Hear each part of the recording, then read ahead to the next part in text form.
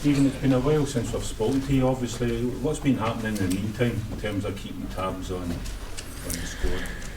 You're right, it feels like it's been a while as well. Obviously the last camp November, quite a while ago now, so it's nice to be back up here now, being involved, obviously seeing the gaffer for a few days and starting that real preparation about the next camp. But it's just about going to games at the minute, keeping tabs on all the players that are involved. Obviously there is 1 or 2 injuries at the minute, so keeping tabs on how they're getting on with their recovery and rehabs. So yeah, that's about it at the minute. There's still a couple of months to go, obviously, before the games, and there could be more out, there could be more coming back to fitness. It's just a case of monitoring it. Yeah, exactly that. Obviously it is a long time before that Israel game, so it's going to be keeping tabs on those that are injured, hoping that they have speedy recoveries and can maybe play a part and be involved, but at the same time you're hoping that the ones that are fit, stay keeping playing games at club level, and hopefully we've got a full complement of players to pick from come March. What can you do to keep the momentum from the previous games for such a long period for the next game? It's difficult. I remember speaking to 1 or 2 of the staff about this being the difficult break in terms of length. Obviously we had a busy September, October, November with 2 games in each, and then it's a huge gap to obviously this massive game against Israel. So it's keeping a contact with players, it's going to the games, making players aware that you're at the games, and hopefully keeping that dialogue going between ourselves and the players, but also all the staff as well. Is it a case of sitting them down when you get them together again and going refreshing their memory over the last few games? I think it's going to be a case of starting to drip information into them as well about opposition, about our previous games, debriefs on the previous games, which might be sent over by video, platforms that we can use to get the information to the players. So it's important that it's not just we've had our game in November, we meet up first day in the camp in March and we're starting completely afresh. I think it's important now that the lads are starting to get that information, looking forward to the Israel game, but also our previous games. Is that on an individual basis you'll be sending them those clips and what have you, or is that just a collective thing you'll send to everybody? It'll be there's platforms where you can get on where it is individual. It's obviously as a group and a squad thing, but individually you can get individual needs sent out. Whether that's opposition you're playing against, debriefs on previous games and looking forward to the Israel game, and so you're not just going into that that next camp and it's right, we're here together again now, let's get started again, and it's taken that day or 2 to actually get into the camps. It's massive. It's crucial that we hit the ground running come March. What's it like as an international staff when big injury news arrives? Where at club level you've maybe been in daily contact, here you're perhaps like the rest of us, but with a bit more insight. You just have to, it's a waiting game ultimately. It is. Some of these key players are going to be fit. It is. How do you deal with that? It's not nice. It's not nice. Obviously when an injury does come in, there's quick dialogue between the staff.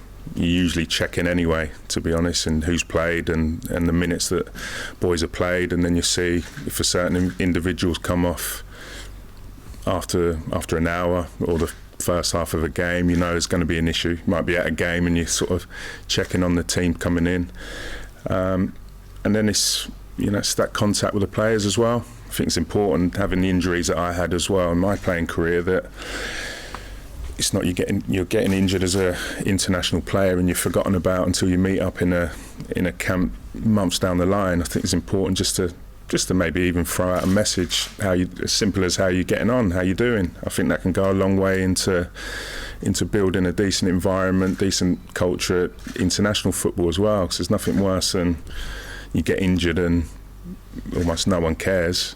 I just know that from my own experience that, how you're doing, a little bit of contact from a member of staff can go a long way. It looks like some of these guys are going to be touch and go time wise, so is it about drawing up a series of plans depending on who might or might not make it? Yeah, it's keeping our eye on everyone that's going to be involved. You know, you've got certain players that things can change so quickly. A few weeks ago, one or two individuals not playing games, not involved, and then all of a sudden they're back in the team, scoring goals and, you know, at the top level. So things can change so quickly, but it's just important that, pretty simple really, that everyone's monitored, keeping our eye on everyone that's involved.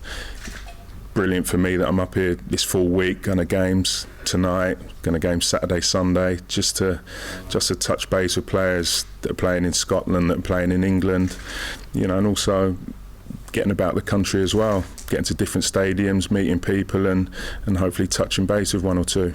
Stephen, I think you've had 7 games now with the national team. Given the magnitude of the games coming up, for any of those that haven't been involved in those previous 7 games, is there still a chance for them to break in, given that you've been drip feeding information, or you will be drip feeding information to those that have been in the squad? Yeah, possibly, and I think you've got to have that in mind with potential injuries as well. Something might change, hopefully not. Hopefully everyone stays fit. Hopefully those that are injured get back fit as soon as possible, but plans need to be in place where if we do get those injuries, it's not then you're plucking 1 or 2 players, you know, out of the air. You know, you've got to be monitoring all of them. And yeah, there's definitely, someone might hit form, might get back into their team, be playing well at club level, and then someone might drop out. So it's important that we're thinking of everyone. Is that going to be difficult though, given the short turnaround time when you actually do meet up as well? You want everyone singing from the same hymn sheet? Yeah, but that's at the same time, that's when hopefully we can get as much information to the players pre-meeting up in March, so that it's not just we're meeting up and then we're starting from scratch. You know, if we can get some of that information, because there might even be 1 or 2 that meet up that might not be able to train for a couple of days. We don't know at the moment. Might be 1 or 2 niggles, you know, depending on the fixtures at the time. There might be a day's recovery in there as well when at the start of us meeting up. So yeah, it's important that we get as much information to the players as possible, so we're, you know, half thinking about, you know, what we're doing and who we're playing against individually and collectively when we meet up. So, you know, it's not a massively long camp, this one either, so it's important that we do hit the ground running. Stephen, I wonder how, as someone relatively new to the Scottish scene, do you feel this kind of long wait that we've had and the expectation or hope to end that? How are you gauging that? I think you can feel it. I think with that long wait, I think there's, you know, or can be a negativity. You know, definitely, you know, I think for the players it's been a real long time. A lot of the players that were involved, you know, will hardly remember the last time. You know, when I was involved with the Republic of Ireland, it was always felt like it was close, a major tournament, that there was that belief there that we were going to qualify. Luckily I did play in a major tournament with the Republic, but when it's been so long, I think we need you know, in an ideal world, I think I can feel it now, the hunger for the players to be involved, because we're so close, potentially 2 games away from playing in a major tournament, so you can kind of sense that there is a willingness and a hunger from the players to be involved, and I think that can go to a whole new level if we do qualify. I think there'll be you know, almost an expectancy then. I think there'll be a greater hunger to be involved and a desire to be involved in the squads because of that qualification for a major tournament, because it's, like I say, it's been that long, it almost feels like it's almost out of touch. Yeah. So what was it with the Republic, do you think, that clicked, that finally led to qualification? Ultimately, good players. You know, a lot of players playing at the highest level.